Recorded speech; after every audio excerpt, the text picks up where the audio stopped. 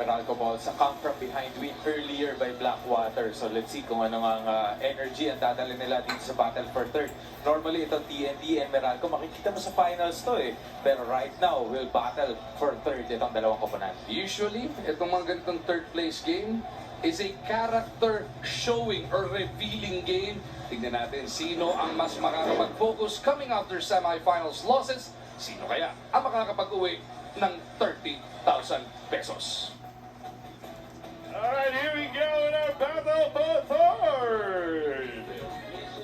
Winner will win 30,000 pesos. Introducing first, TNT Triple Giga. From Las Piñas City, number 0, Chester Saldua. From Santo Tomas, Pampanga, number 20, Cyrus Torres. From Manamon, number 25, Matt Saylor. The Davao City, number 29, Ryan Mendoza. Coach of TNT Triple Giga, Coach Mal Belen. And their opponent, Meralco Balls 3x3. From Gagawad, Cebu City, number 7, Alfred Martino. From Bukidnon, number 16, Rayboy Caduya. From Cebu City, number 17, Joseph Sanalipa. From Victoria City, Negros Occidental, number 30, Chef Banday. Coach of Meralco Balls 3x3, Coach Patrick Brown. Our referees, Charlie Alvarado and John Bira. Matt Salem sat out their semis game against Cavitex and will do the same dito sa battle for third. Dun kasi sa quarterfinals game nila against Terra Firma, he had a collision with Dre Dorendes wherein he sustained a suspected meniscus strain on his right knee. So they're not risking it. He will have a few tests done in the next couple of days to see kung makakalaro siya sa grand finals that's going to be happening in about 2 weeks. TNT Triple Giga versus Meralco Balls in a backup for third. That starts at 5, 4, 3, yes, 3, PBA, La Paz, Stream the NBA, PBL, UAP, and PBA anytime, anywhere, and on any device via Pilipinas Live. Download and register now. Available worldwide. It is TNT playing with just 3 men once again, just like in the semis. Dahil nga doon sa suspected meniscus strain na binabalita sa atin ni Miss David. Pero Meralco takes the lead right away after TNT came up with the first hit. Kakwento pa na rin natin si Coach Borgie Armida. Ganitong mga third place game, you already know both of these squads are coming off disappointment. It's about sinasabi nilang short-term memory. Kalimutan mo kagad yung nangyari kanina. Especially for Meralco, it was an excruciating loss para sa Meralco. A come from behind win by Blackwater as Homeboy hitting the game-winning basket. But this battle for third, sabi mo nga, kalimutan mo na agad. Put the water under the bridge. And you're battling for third. Ito na nga yung pinag-uusapan natin kanina na may premyo na to eh. So kapag fourth place natapos dito sa leg na to, pupunta ka ng grand finals, naggaling sa talo, and at the same time, wala ka nakuha. Unlike pag naging finishing third place, at least may makuha ka man lang na premyo. Actually, medyo unique na yung sitwasyon, dahil I think this is the first time na nasa leg 6 tayo, na day 1 pa lang ng leg 6, nalaman na natin sino yung magiging top 10 dahil nalaglag kanina or kahapon ng Northport Batang Pier. Alam na natin safe na yung 10 at dahil nalaglag din ng San Miguel Beerman who is running 5th, kilala na rin natin na parehong kupunan na to will be in the top 4. Ang Meralco at TNT makakasamang Macpa Solver Tech Central at ang Cavitex Braves sa top 4. Bakit po natin pinipigwentuhan yung top 4 sa tour points? Kasi automatic nasa quarterfinals ka na ng grand finale. Right. But it's just a frustrating leg para sa Macpa Solver. One of the teams na successful dito sa conference natin but was eliminated in this leg, especially grand finals na yung next leg eh. So gusto mo man lang magkaroon ng winning note. And what happened to them? They were eliminated early. In Feb 19 po, grand finals natin sa Glorieta Makati. Saldua Gets that one to stick. Importansya ng quarterfinalist traditionally.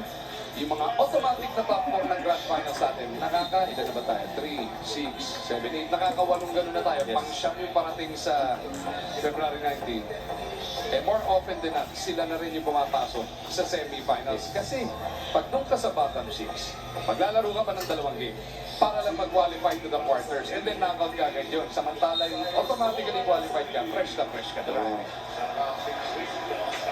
So, isang advantage para dun sa automatic top 4. And rightfully so, because you battle all conference long break. You go through 6 legs para nga makaklinch ng top 4. So dapat nga, pag naglalaro ka dito sa PBA 3x3, pag start pa lang ng konferensya, leg 1 pa lang, nagtatrabaho ka na agad para ma-accumulate mo lahat ng mga points going to grand finals. At least pumasok ka dun sa top 4.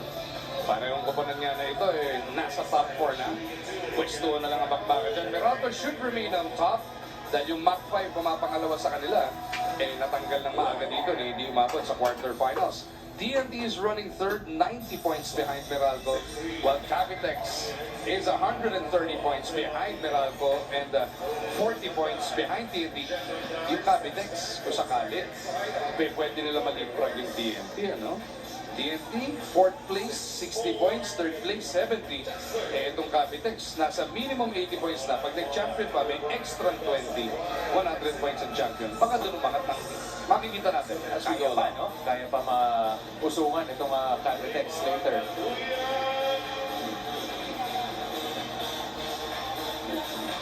Two and a half minutes into this. Mendoza misses. Manday. What a performance para sa kanya. Oh yes. Kanina, Earlier. na-disgrasya lang sila ni Comboy, ano? And it's gonna be a battle of firsts later.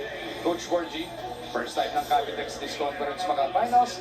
First time ng Blackwater maka-finals ever. Right. That's why you have to give credit to Blackwater, grabbing the opportunity given to them. In the meantime, and one play by Katuyak. Gusto ko yung partnership dito ni Manday at saka ni Sedoriba.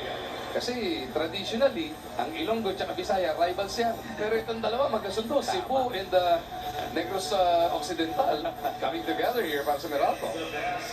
Taga Victoria City to, si Manday. Oo.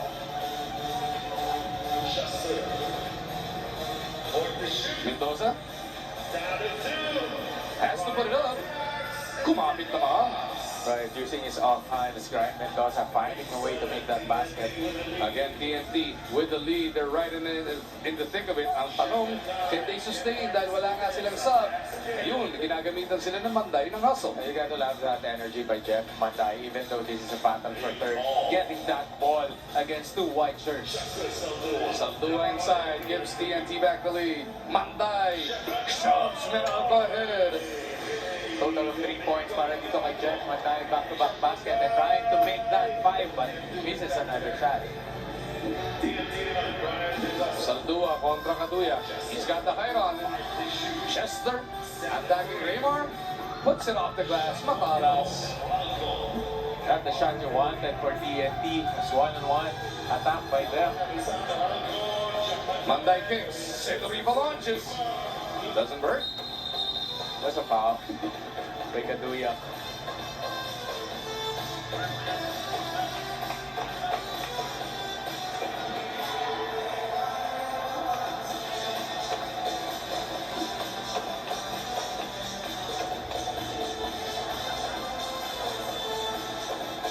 Ores. Doesn't work. Ganda rin ang nilaro kanina si Parehas Cristian tayo na Torres. may isip no? Ganda rin ang linaro niyan in the semifinals. Took a while for him to find the range pero nung tumama na, hindi na mapigilan. Ano, Borgie? Oo. 10-9 is the score. Meralco by 1. Meralco, the most consistent team in the third conference. What a breakout tournament for them. Napagkwento na natin yung tatlong first place finish. May isang 5th place sa second leg at runner-up ng 5th leg. Pero 1, 3, and 4 na mga legs, sila ang nagkampiyon. Samantalang itong TNT naman on the other end is struggling in this conference. Or they were at least. dalawang 7th place, leg 1 and 2, dalawang runner-up, leg 3 and 4, tapos nag-champion ng leg 5. Yun na nga paparating yung Grand Finals. They're probably peaking at the right time, or Yes. Samantala sa darating naman ng finals, yung sinasabi mo nga kanina, battle of first-timers. First time ng Cavitex this conference na maglaro sa finals and first time ever ng Blackwater.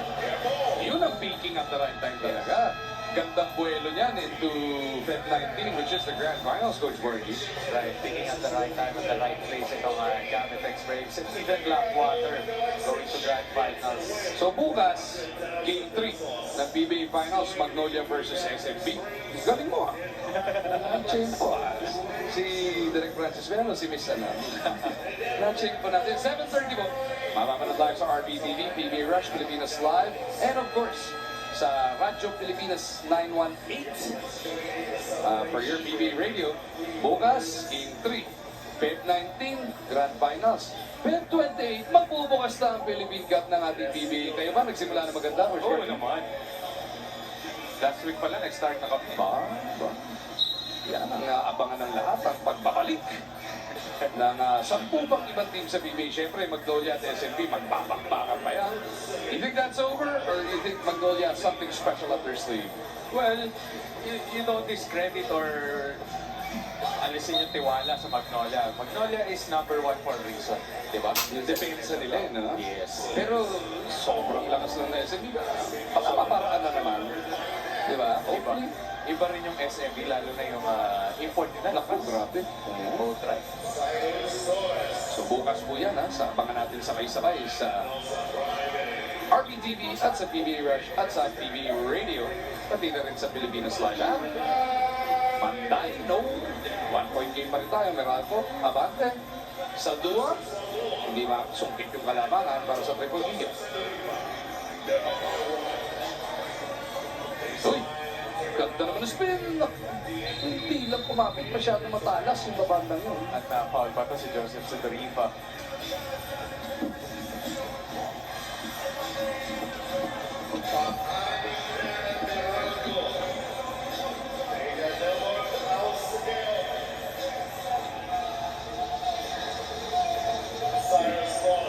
Torres na ipit. They flip it. Mendoza from the punches it through. Right, Mendoza had all the time in the world taking that shot, getting his fourth basket here in the ballgame. Patino inside. Ryan Patino muscling his way against Chester Sandu at that time. Yun ang power no Coach Borgie. 2 ball is missed by Mendoza. Binalik din naman sa kanya. Ilalapit ni Graham. Lamang na naman ang triple giga. And another relentless drive para kay Brian Mendoza against a bigger defender, Patino. Luya is fouled here by Torres. It's gonna be team foul number 4 para sa TNT. May 6 na ang Meralco, A well-balanced scoring for Meralco Balls as Jeff Manday and Ryan Patino leading the way for them with 4 points. Samantalang sinundan naman ni Sidorifa with 3 points as Kaduyak with 2 points. Patino back to Sedoriva. Tako, di naman. Daming malas si Joseph ang natutukan. Mendoza, hinangin naman yung isa. Ano ba yan? Walang tinamaan. TNT, eto na yung pinigkwento natin. Almost 7 minutes into this, nakakita ka na ng airball. Yun ang pagkakaiba when you play just 3 strong. I was about to say, Yeah, ang ganda ng mga ngiti doon sa background, no? Kada may mag-i-inbound, pansinin mo si Apple sa background. Kada yun ang shot ni Direk. mukhang inspired. Yun Yun si Apple eh. Patino with a putback. Tabla tayo at 14. Ay, hindi ready si Mendoza. Pero last touch naman si Sidorifa. Another miscommunication. At ayan, merong mag-i-inbound. Merong mag-i-inbound. Abang-abangan mo lang. Tingnan natin yan. Ay, ako, nag-replay. Si Miss Jobel. Ayaw makita yung pagmumukha ni Apple.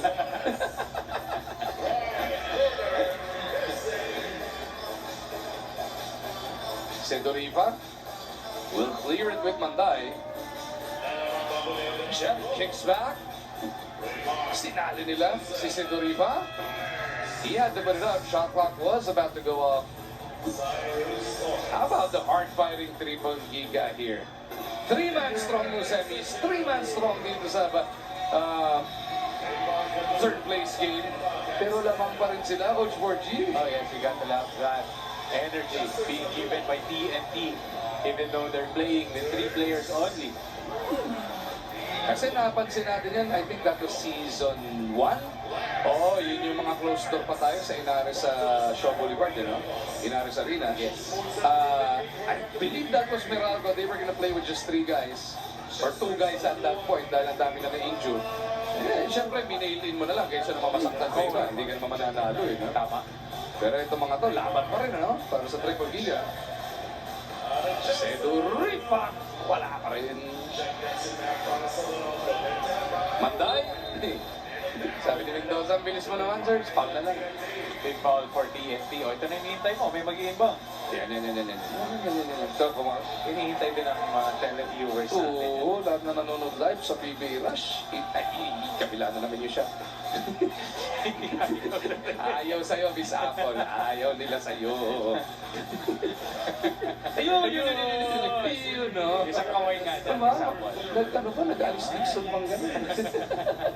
Model na sabon ng panlabas sa mukha. Thank you, Direk.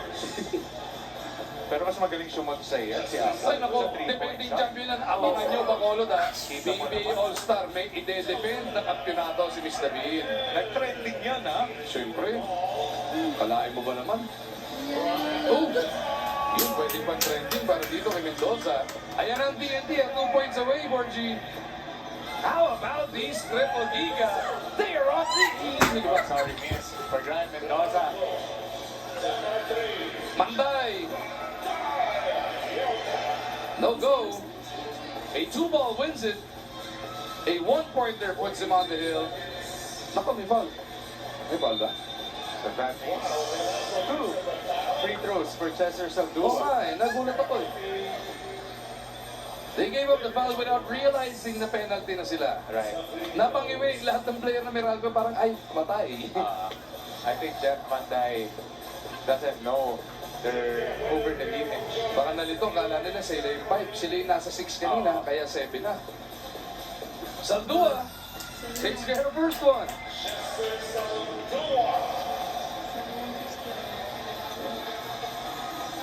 Yun yung mental lapse na sinasabi, di ba? And that is something the strength. Pagpagod na, yung nakakailanganin mo sa Grand Finals in 2 weeks' time. Saldua ends it. The 3-man strong triple giga take third place. This is a definition of total team effort. Everybody has to chip in. And that's what they did. Getting this third place finish in leg 6 of this conference. 21-16, your final score. The improbable has happened. TNT pulling out this big upset of Meralco, the most consistent team of the third conference. Playing with just 3 guys available, but they still get it done, Coach Borgie. Right, Cesar Saldua leading the way for TNT with 9 points, 9 rebounds, close to double-double performance in this battle for third game, and dishing out 4 assists. What a performance by Chester Saldua and the rest of the TNT Triple Giga. Yan ang maibabaon mo into the Grand Finals. Yes. Tatlo na lang kayo nakapag-third place ba? Yes, that's why this win is important. Going to the grand finals. Malamang yan.